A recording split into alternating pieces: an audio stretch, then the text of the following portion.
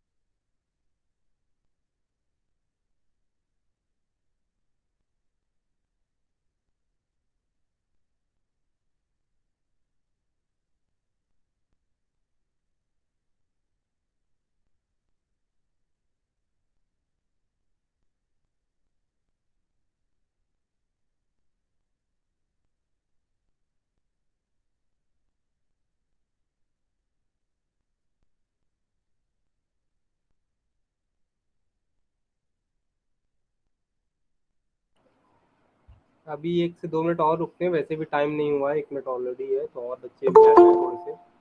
तब कंटिन्यू कर लेंगे।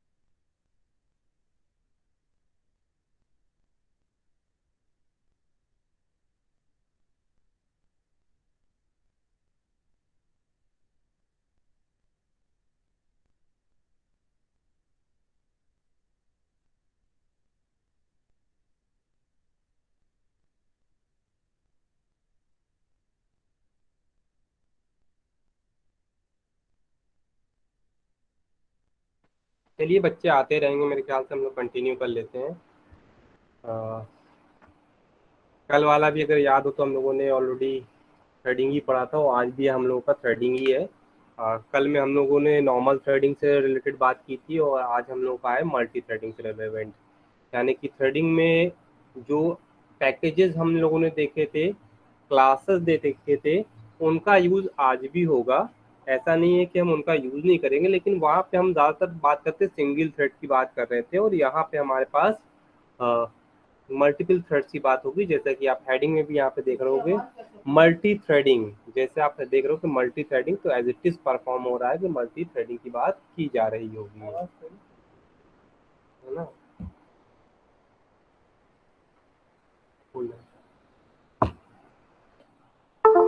अभी भी नहीं है।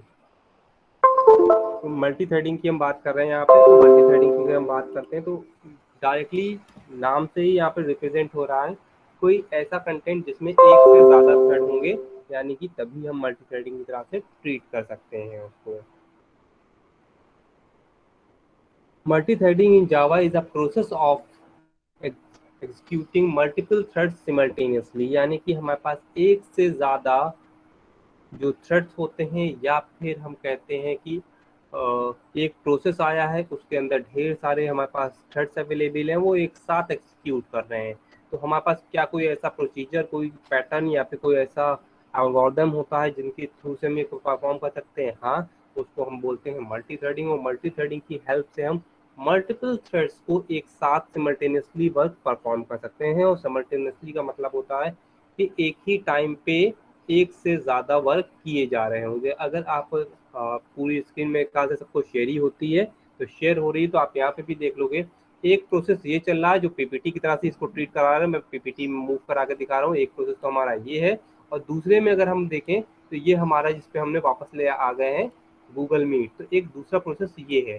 तो दो प्रोसेस डायरेक्टली मूव कर रहे हैं, और दोनों ही सेपरेटली कर रहे हैं और सिमल्टेनियसली कर रहे हैं। ये भी नहीं कि डिफरेंट डिफरेंट टाइम पे कर रहे हो, सेम टाइम पे। बस किस समय कौन सा एक्टिव है और कौन सा बैकग्राउंड में चला गया है, ये हमारे क्लिक या फिर हम ये कहें हमारे जो इवेंट्स होते हैं उनके बेस पे, या हम जो भी यूजर चाहता है उसके बेस पे परफॉर्म करा सकता है। अगर हम थ्रेड्स की बात करते हैं तो थ्रेड्स हमारे क्या होते हैं? लाइट वेटेड सब प्रोसेस। इसी चीज को क्या किया गया, जब मैंने आपको प्रोसेस दिखाया था तो इन्होंने क्या दिया उसका सब प्रोसेस। प्रोसेस हमारा हैवी वेट में जाएगा और थ्रेड हमारा लाइट वेट में। क्यों?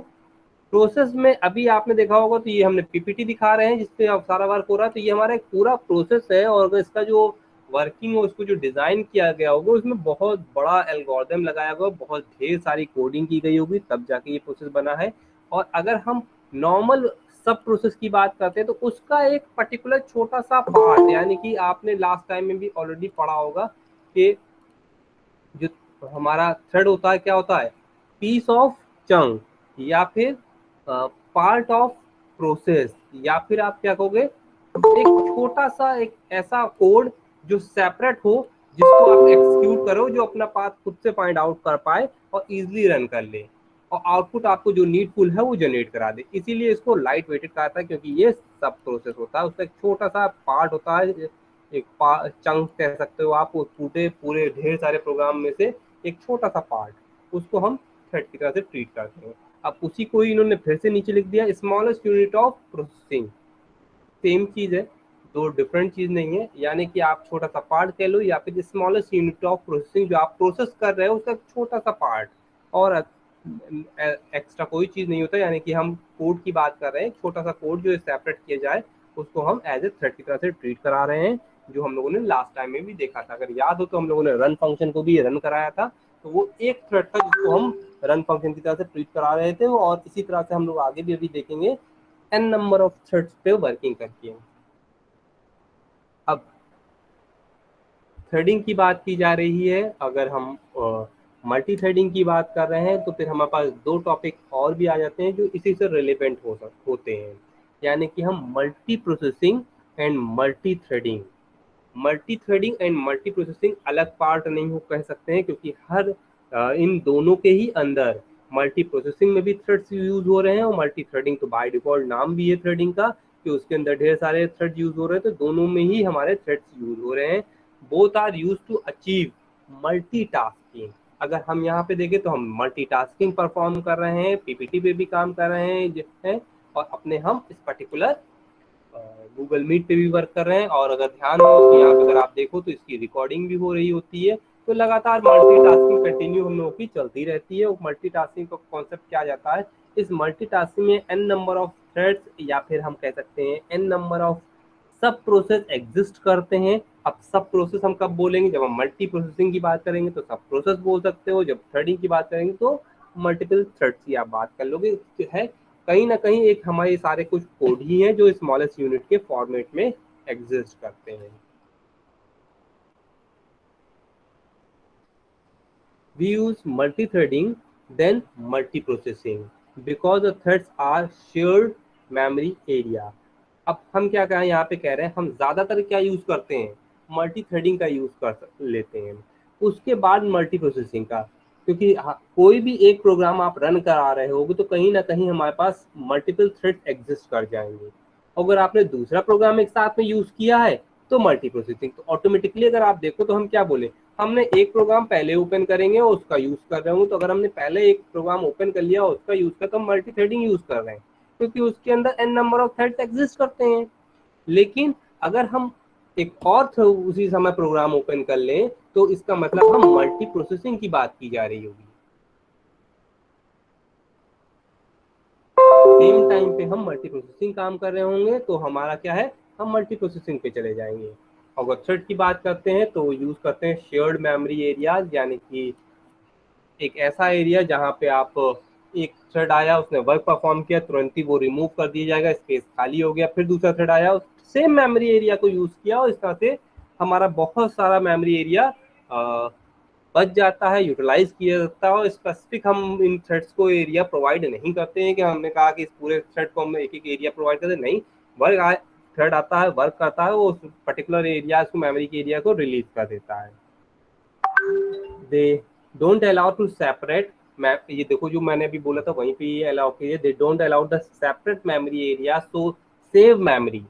हम अलग मेमोरी एरिया इनको अलाउड नहीं करते हैं और इसकी वजह से हमारे पास मेमोरी बहुत ज़्यादा बच जाती है। जो मैं भी ऊपर बताया था वही चीज़ यहाँ पे भी है।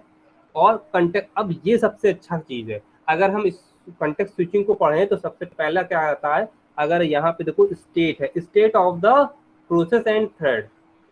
जो हमारा थ्रेड होता है या हम कहते हैं प्रोसेस हो रहा है, जो भी आपका पूरा काम किया जा रहा है उसकी स्टेट को मेंटेन करके रखा जाता है। क्यों मेंटेन करके रखा जाता है, किसी भी वजह से कोई इशू जनरेट हो जाए तो अगर हमें रोल बैक करना पड़े, रिस्टोर करना पड़े, रिज्यूम करना पड़े अपने पूरे स्टेटमेंट्स को, अपने पूरे कमेंट्स को, अपने पूरे प्रोसेस को, तो हम अपने उस स्टेट में वापस चले जाएं जहां पे हमारा स्टेट सिक्योर था, सही था, राइट था। तो ये कंटेक्स्ट स्विचिंग बहुत ज़्यादा इंपॉर्टेंट हो जाती है जो हमारे ढेर सारे थ्रेड्स होते हैं उनके बिटवीन में। और मतलब अगर आप आगे देखोगे तो हर काम हमारा कहीं ना कहीं कंटेक्स्ट स्विचिंग के बेस पे ही होगा। अगर हम थ्रेडिंग का यूज़ करेंगे, अब अगर हम प्रोसेसिंग का यूज़ करेंगे तो हर कंडीशन में कंटेक्स्ट स्विचिंग को हम ध्यान में रखते ही वर्क करेंगे। और प्रोग्रामिंग में भी के अंदर भी आप देखोगे तो राइट मोड में, मैंने कल भी बोला था शायद और आज ही बता रहा हूँ कि राइट मोड के जितने भी ऑपरेशन हम लोग परफॉर्म करते हैं, अगर हम डेटाबेस पे डायरेक्टली वर्क कर रहे हैं, अभी ये एक तो देखो वो हो जाता है जो हम लोग छोटी छोटी प्रोग्रामिंग करके यहाँ पे दिखाते हैं, एक वो वर्क हो जाता है जो हम डेटाबेस पे वर्क कर रहे हैं और हमारे डायरेक्टली क्लाइंट उसका यूज कर रहे हैं। तो वहाँ के एरिया में ऑलवेज ये रिमेंबर रखना पड़ता है, अगर राइट मोड में हम वर्किंग कर रहे हैं तो फिर वो वर्किंग ऑलवेज बहुत ज्यादा सिक्योर होनी चाहिए। अगर राइट मोड की अथॉरिटी किसी एक पर्सन को अलाउ की गई है तो जब तक वो कंप्लीट राइट ना कर ले तब तक अदर पर्सन को अलाउ ना किया जाए कि वो राइट करे। तो इस तरह की बहुत सारी हम सिंक्रोनाइजेशन चीजें भी देखेंगे आगे जाके। चलिए इसी तरह के कंटेंट में हम आगे बढ़ते हैं। तो हमारा पास सबसे ज़्यादा मल्टी थ्रेडिंग कहाँ पे यूज़ होती है, इन्होंने यहाँ पे बोला है गेम्स है, एनिमेशंस है, या फिर ऐसी जगह पे ज़्यादा एनिमेशन का काम हो रहा है उसमें मल्टी थ्रेडिंग सबसे ज़्यादा यूज़ की जा रही होती है। चलो एक छोटा सा थ्रेड का प्रोग्राम, अगर यहाँ पे जो थ्रेड का प्रोग्राम है वो कौन सा है, थ्रेड क्लास। अब मेरे ख्याल से हम सब लोग थ्रेड क्लास से अवेयर हैं क्योंकि ऑलरेडी हम लोगों ने थ्रेड क्लास को देख रखा है। तो हम मल्टी थ्रेडिंग देखते हैं कि ये थ्रेड क्लास का जो हमने प्रोग्राम बनाया था उसमें और मल्टी थ्रेडिंग में कहाँ पे डिफरेंस आ रहा है।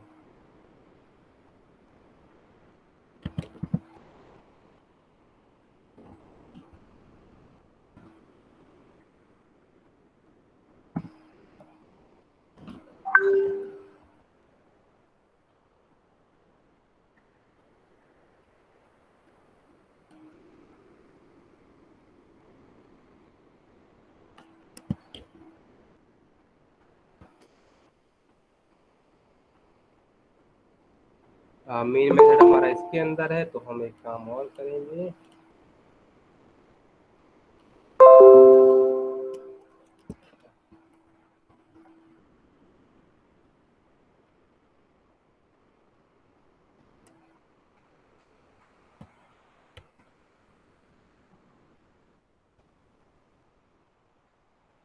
मल्टीथ्रेड वन डॉट जावा के नाम से हमने मेथड के अंदर सेव कर दिया प्रोग्राम।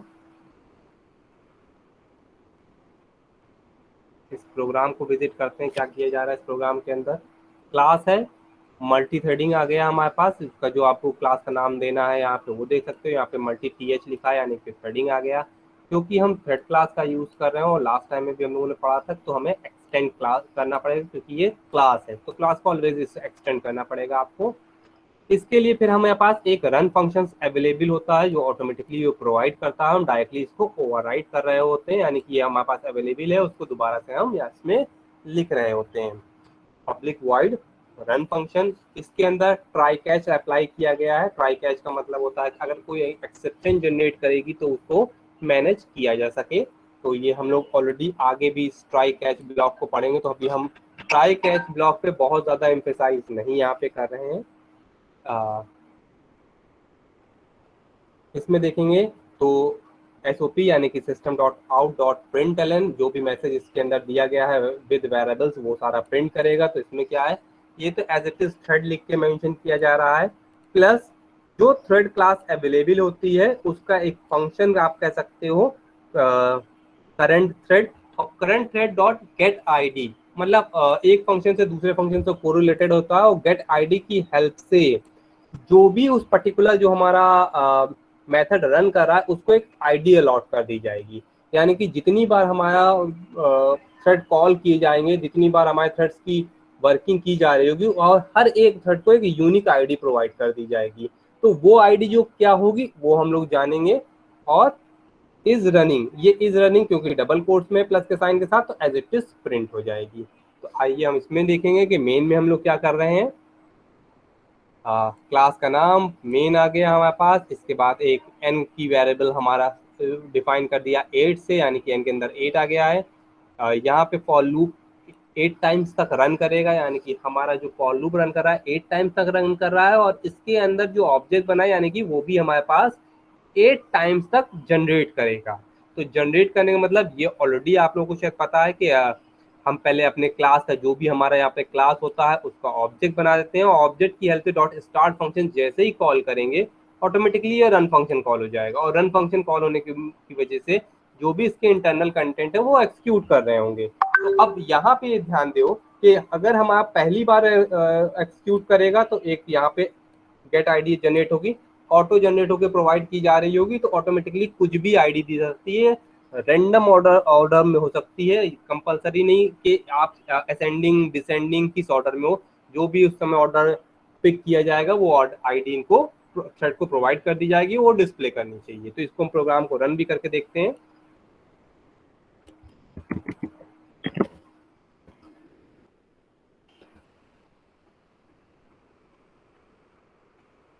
कंपाइल हो गया है, एरर नहीं आई, आगे देखते हैं। ये देखो जो मैंने आपसे बताया था 9 यहाँ पे आ गया, 11 आ गया, 10 आ गया, 8 आ गया, 14, 13, 12, 15। जरूरी नहीं है ये ऑर्डर नेक्स्ट टाइम भी हम फिर एक्सिक्यूट कर रहे हो सेम ऑर्डर आए, तो वो वेरिएशन के साथ आ सकता है। तो ये आईडी ऑटो जनरेट होकर आपको इसको थ्रेड को मिल रही होती है, और थ्रेड हमारे एक्सिक्यूट कर रहे होते हैं। तो काम हमारे थ्रेडों में बहुत स्मॉलेस्ट है, इसलिए फास्टली सारे थ्रेड पता भी नहीं चले हमारा एक्सिक्यूट होगा। अगर यही काम हमारे पास लार्ज होता, ढेर सारा हम काम पर्टिकुलर थ्रेड्स के अंदर कर रहे होते, तो फिर काफी टाइम कंज्यूमिंग बनने लगता है ये हमारा प्रोग्राम।